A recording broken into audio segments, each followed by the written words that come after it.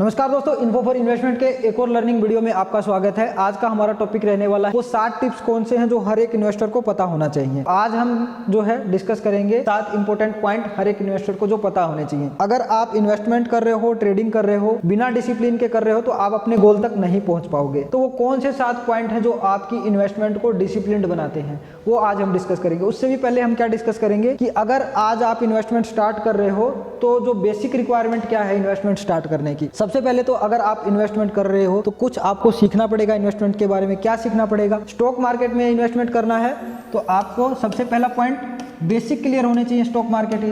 भाई basic concept, bull market क्या होता है, बियर मार्केट क्या होता है, स्टॉक क्या होते हैं, डिविडेंड क्या होते हैं, डिवेंचर क्या होते हैं, ये सब बेसिक कॉन्सेप्ट आपके क्लियर होने चाहिए। अगर आपके बेसिक कॉन्सेप्ट क्लियर हो गए तो उसके बाद आपको कंपनी का फंडामेंटल एनालिसिस आना चाहिए।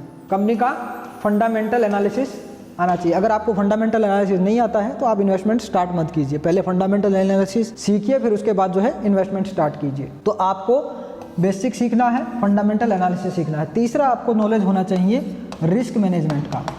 फिर रिस्क मैनेजमेंट को आपको आना चाहिए। Risk management, money management. Risk management क्यों जरूरी है?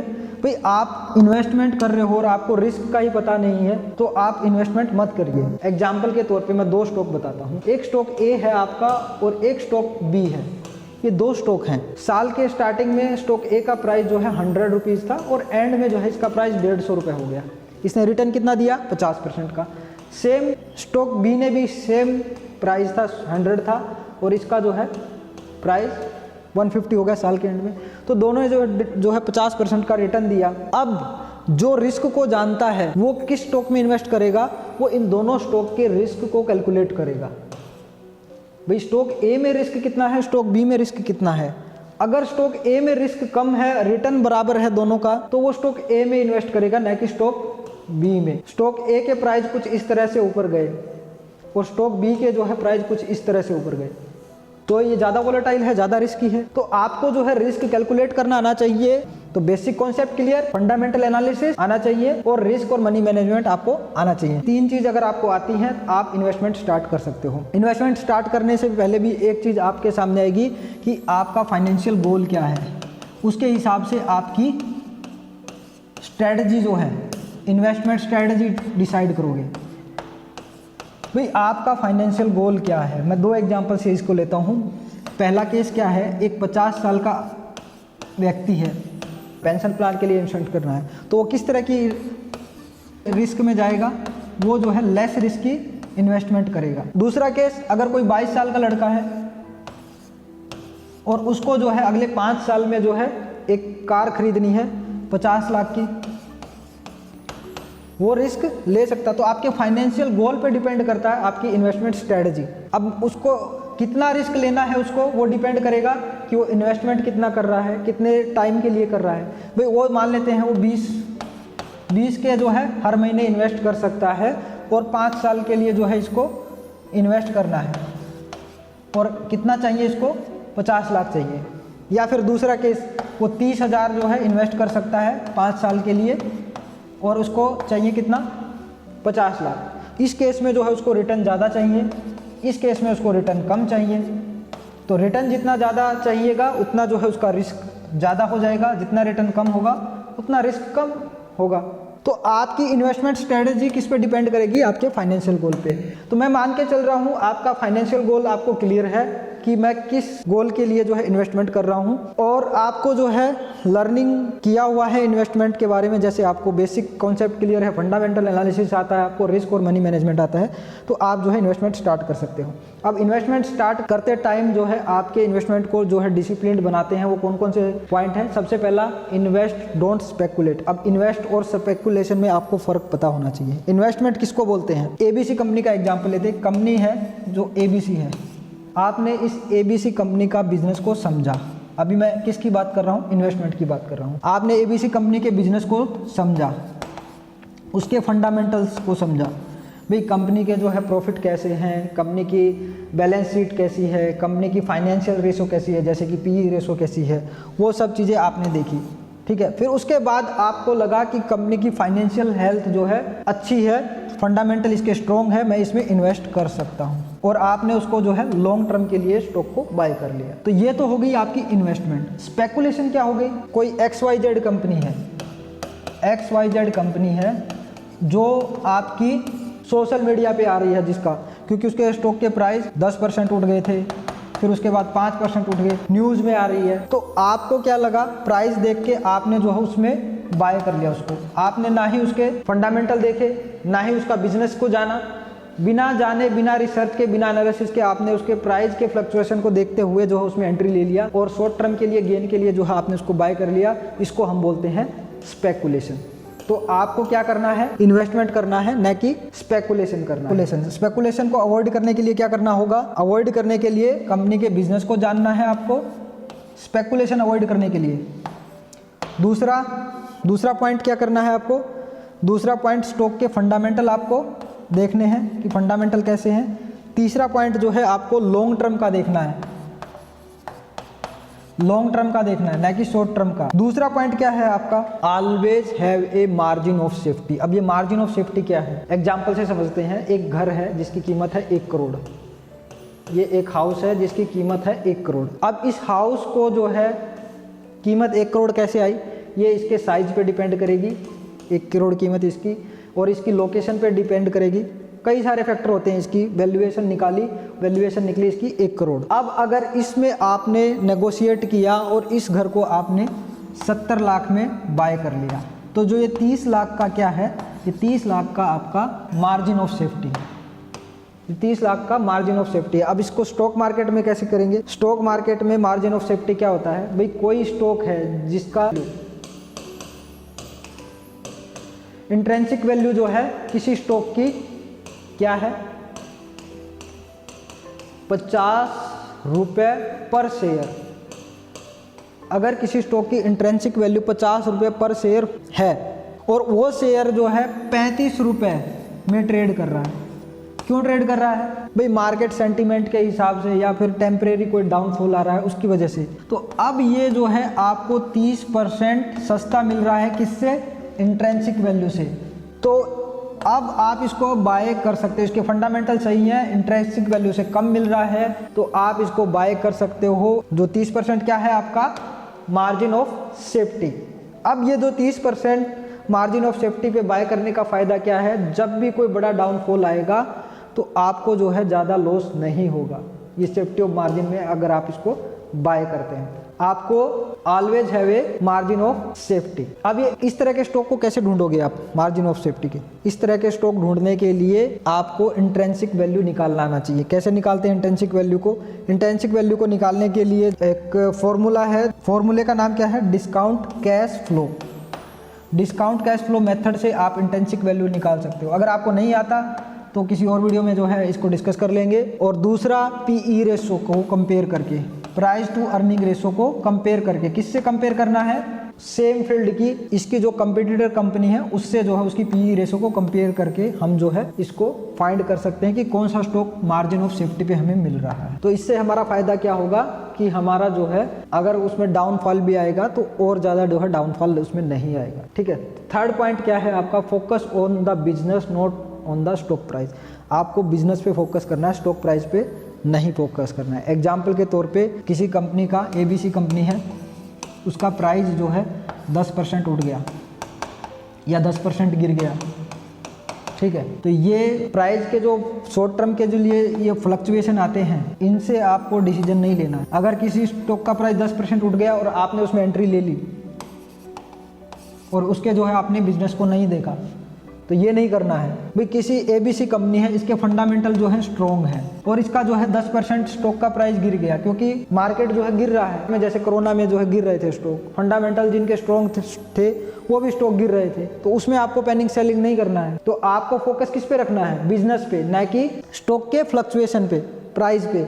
अब ये फ्लक्चुएशन क्यों होते हैं? फ्लक्चुएशन होते हैं आपके न्यूज़ से हो गए, आपके टेम्परेरी इवेंट से, कोई टेम्परेरी इवेंट है उसकी वजह से स्टॉक के प्राइस फ्लक्चुएट हुए। और किससे जो है ये फ्लक्चुएट होते हैं? मार्केट के जो है सेंटीमेंट है, पार्टिसिपेंट का सेंटीमेंट से, उससे जो है शॉर्ट टर्म में जो है स्टॉक के प्राइस फ्लक्चुएट होते रहते हैं। उनसे आपको डिसीजन नहीं लेना है। आपने देखा भी ABC कंपनी है, इसके जो है फंडामेंटल स्ट्रॉन्ग है और इसके प्राइस जो है 10% गिर गए हैं एक दिन में, फिर आप जो है उससे निकल जाओगे, पैनिक सेलिंग करोगे और वो स्टॉक वहां से फिर उड़ जाएगा। आपको क्या देखना है, मैंने प्लान बनाया है, मैं उस पर स्ट्रिक्ट रहूंगा। भी फंडामेंटल आप देखोगे इस प्राइस गिर रहा है फिर भी फंडामेंटल इसके स्ट्रॉन्ग है, तो आपको उसमें एंट्री बनाए रखना है। अगर उसके फंडामेंटल वीक हो रहे हैं फिर आप निकल सकते हो उसको। तो आपको डिसीजन किस पे लेने हैं, लॉजिक पे लेने हैं, न कि प्राइस की फ्लक्चुएशन पे लेने हैं। तो आपको बिजनेस पे फोकस करना है, न कि स्टॉक के प्राइस की मूवमेंट पे करना है। तो ये फ्लक्चुएशन आपको पता है शॉर्ट टर्म के लिए होते हैं। डाइवर्सिफाई योर पोर्टफोलियो, इंग्लिश में जो है एक कहावत है कि don't put all egg in single basket, भाई सभी एग जो है आपको सिंगल बास्केट में नहीं रखने हैं। इसको जो है एग्जांपल से समझते हैं। अगर आपने ABC कंपनी को जो है एनालिसिस किया, इसके फंडामेंटल आपको ठीक लगे, अच्छे लगे और आपने 100% जो इन्वेस्टमेंट इसके अंदर कर दिया और कल को जो है कंपनी में कुछ फ्रॉड निकलता है, कंपनी में कुछ डिफॉल्ट निकलता है और कंपनी के जो है प्राइस जो है नीचे की तरफ गिरते हैं, तो आपका पूरा 100% इन्वेस्टमेंट क्या हो गया, बुरी इन्वेस्टमेंट का रिस्क हो गया। तो आपको अपने पोर्टफोलियो को डाइवर्सिफाई रखना है, मतलब अलग अलग सेक्टर्स में, अलग अलग कंपनी में जो है डाइवर्सिफाई करना है। इससे क्या होगा, इससे आपका जो है एक तो रिस्क कम हो जाएगा, जैसे अभी हमने डिस्कस किया इस एग्जांपल से। एक तो आपका रिस्क कम होगा, अनसर्टेनिटी का जो है ज़्यादा फर्क नहीं पड़ेगा, मतलब मार्केट एकदम क्रैश हो रहा है, गिर रहा है, ठीक है। तो कुछ स्टॉक ऐसे होते हैं, कुछ सेक्टर ऐसे होते हैं जब मार्केट गिर रहा होता है वो उठ रहे होते हैं, तो वो आपके पोर्टफोलियो को बैलेंस कर लेंगे। तो आपके पोर्टफोलियो को क्या करना है, डाइवर्सिफाई करना है। डाइवर्सिफाई का मतलब क्या हो गया, अलग अलग कंपनियों में, अलग अलग सेक्टर्स में आपको इन्वेस्टमेंट करना है। तो ये आपका जो है 4th पॉइंट हो गया। 5th पॉइंट क्या है आपका, 5th पॉइंट क्या है, आपको लॉन्ग टर्म का सोचना है, शॉर्ट टर्म का नहीं सोचना है। इन्वेस्टमेंट क्या है भाई, इन्वेस्टमेंट एक जो है, आज आप किसकी तरह है, एक प्लांट लगाते हो, एक छोटा सा पौधा लगाते हो, उसको डेली पानी देते हो, तो वो लंबे टाइम में जाके आपको उससे आप फल ले सकते हो। तो इन्वेस्टमेंट भी ऐसा ही, आज अगर आप इन्वेस्टमेंट कर रहे हो तो उसको लॉन्ग टर्म के बारे में सोचना है, न कि शॉर्ट टर्म के बारे में। इससे क्या फायदा होगा, एक तो आपके जो शॉर्ट टर्म के फ्लक्चुएशन है उनसे आप बच जाओगे, शॉर्ट टर्म के फ्लक्चुएशन है उनसे बच जाओगे। दूसरा आपको कंपाउंडिंग का फायदा मिलेगा। अब ये कंपाउंडिंग क्या होती है, कंपाउंडिंग जो है, एक एग्जाम्पल आपने सुना होगा 15-15 का रूल। अगर आप 15,000 रुपए 15 साल के लिए, 15,000 रुपए 15 साल के लिए 15% रिटर्न मिलता है, तो आपका जो है 15 साल में वो इन्वेस्टमेंट 1 करोड़ से भी ज़्यादा का हो जाएगा। वो आपका कंपाउंडिंग से होता है, ठीक है। तो कंपाउंडिंग कैलकुलेटर से आप देख सकते हो कि किस तरह से आपका पैसा ग्रो करेगा। कंपाउंडिंग किस तरह से काम करती है, आपने ये एग्जाम्पल भी सुनेगा। अगर आप एक बर्फ़ का छोटा सा बॉल यहाँ से जो है नीचे की तरफ डालते हो, तो टाइम के साथ जो है वो धीरे धीरे जो है इतना बड़ा हो गया। अब जो है इसने कहाँ तक, यहाँ से यहाँ तक की डिस्टेंस कवर की, अब ये थोड़ी डिस्टेंस कवर की और अब ये इतना बड़ा हो गया। अब जो है ये और थोड़ी डिस्टेंस कवर करेगा, अब ये बहुत बड़ा हो गया। तो इस तरह से कंपाउंडिंग आपकी काम करती है। आप कंपाउंडिंग का कैलकुलेटर निकाल के जो है इसको कैलकुलेट कर लेना किस तरह से कंपाउंडिंग काम करती है। तो आपको जो है लॉन्ग टर्म का सोचना है, ना कि शॉर्ट टर्म का सोचना है। तो ये हमारे जो है 5 पॉइंट हो गए। नेक्स्ट पॉइंट हमारा जो है क्या रहेगा, don't let emotion drive decision. आपको डिसीजन लॉजिक से लेने हैं, ना कि इमोशन से लेने हैं। इमोशन यानी फियर हो गया, ग्रीड हो गया, एक्साइटमेंट हो गया, इससे डिसीजन नहीं लेने हैं। 10% उठ गया, एक्साइटेड हो गया, स्टॉक जो है 10% उठ गया, आपने जो है एंट्री ले ली, फिर वापस अगले दिन 10% गिर गया, फियर हो गया, आप निकल गए। तो फियर, ग्रीड, एक्साइटमेंट से आपको डिसीजन नहीं लेना है, आपको लॉजिक डिसीजन लेने हैं। कैसे ले सकते हो लॉजिक डिसीजन, भाई आपने जो है डिसाइड किया कि मैं जो है जिस कंपनी के फंडामेंटल स्ट्रॉन्ग है मैं उसको जो है बाय करूँगा। आपने जो है बाय किया ABC कंपनी के फंडामेंटल स्ट्रॉन्ग है, ठीक है। अब इसके फंडामेंटल्स जो है डाउन होने लगे टाइम के साथ, तो आप उसको जो है निकाल दोगे। अगर उसके फंडामेंटल स्ट्रॉन्ग है और प्राइस जो है डाउन जा रहे हैं, तो आप उसको जो है मत निकालिए। 2020 में कोरोना में मार्केट क्रैश हुआ था, उसमें क्या थे, फंडामेंटल जो स्ट्रॉन्ग स्टॉक थे वो भी गिर रहे थे। अब वहां पे आप पैनिक में सेलिंग कर देते तो आप लॉस बुक करके निकल जाते, और जो बैठे रहे वहां पे और वो कितना बड़ा जो है प्रॉफिट लेके निकले। तो आपको डिसीजन किस पे लेना है, लॉजिक पे लेना है। भाई सब स्टॉक गिर रहे हैं कोरोना की गिरावट में, जो फंडामेंटल स्टॉक है वो भी गिर रहे हैं, तो कभी ना कभी तो उठ ही जाएंगे। तो वो डिसीजन आपको लॉजिक से लेना है। वहां पे तो आप गिरते टाइम और एवरेज कर सकते हो उनको, इमोशनली कोई भी आपको जो है डिसीजन नहीं लेना है। 7th पॉइंट क्या है, रेगुलरली आपको रिव्यू करना है और रीबैलेंस कर। भाई आपका जो फाइनेंशियल गोल है उसके हिसाब से जो है भाई आप उसको टाइम टू टाइम रिव्यू करो। हर महीने 6 महीने में टाइम टू टाइम उसको जो है रिव्यू करना है कि भाई आपके गोल से अलाइन हो रहा है कि आपका इन्वेस्टमेंट, या डाइवर्ट हो रहा है उससे, आपके गोल से डाइवर्ट तो नहीं हो रहा आपका इन्वेस्टमेंट। भाई एग्जाम्पल के तौर पे आपने जो है 60% पैसा लगाया है हाई रिस्क की स्टॉक्स में, 30% पैसा लगाया है मीडियम रिस्क में, और 10% पैसा लगाया है लेस रिस्क में। ये आपका जो है फाइनेंशियल गोल पे डिपेंड करेगा। अब मार्केट में जो है ये मीडियम रिस्क में मान लेते हैं, आपका यहाँ पे स्टॉक हो गया, 60% पैसा आपका स्टॉक में लगा है, 30% पैसा आपका जो है बॉन्ड्स में लगा है, ठीक है, 10% पैसा आपका जो है म्यूचुअल फंड्स में लगा है, ठीक है। इस तरह से आपने लगाया है और मार्केट जो है एकदम से उठ गया, आपका जो है इसका परसेंटेज बढ़ गया, रिस्की जो है रिस्की इन्वेस्टमेंट का परसेंटेज जो है 60 की जगह 70 हो गया, और इनका जो है चेंज नहीं हुआ। तो अब आपको क्या करना पड़ेगा, यहाँ से बेच के दूसरी सिक्योरिटीज बाय करनी पड़ेंगी, इसको जो है रीबैलेंस करना पड़ेगा। तो वेटेज को आपको टाइम टू टाइम देखना पड़ेगा कि आपके जो है गोल के अकॉर्डिंग, आपके प्लान के अकॉर्डिंग आपका इन्वेस्टमेंट है कि नहीं। अगर नहीं है तो उसको रीबैलेंस करना होगा। आपको टाइम टू टाइम उसको रिव्यू करना होगा। रिव्यू करने से भाई आपके कई बार क्या होते हैं, लाइफ में कुछ चेंज आता है। लाइफ में चेंज होया, पहले आपने डिसाइड किया था कि मैं जो है हाई रिस्क ले सकता हूँ, आपके लाइफ में कुछ चेंज आया कि भाई अब मैं हाई रिस्क नहीं ले सकता, मैं लेस रिस्क ले सकता हूँ।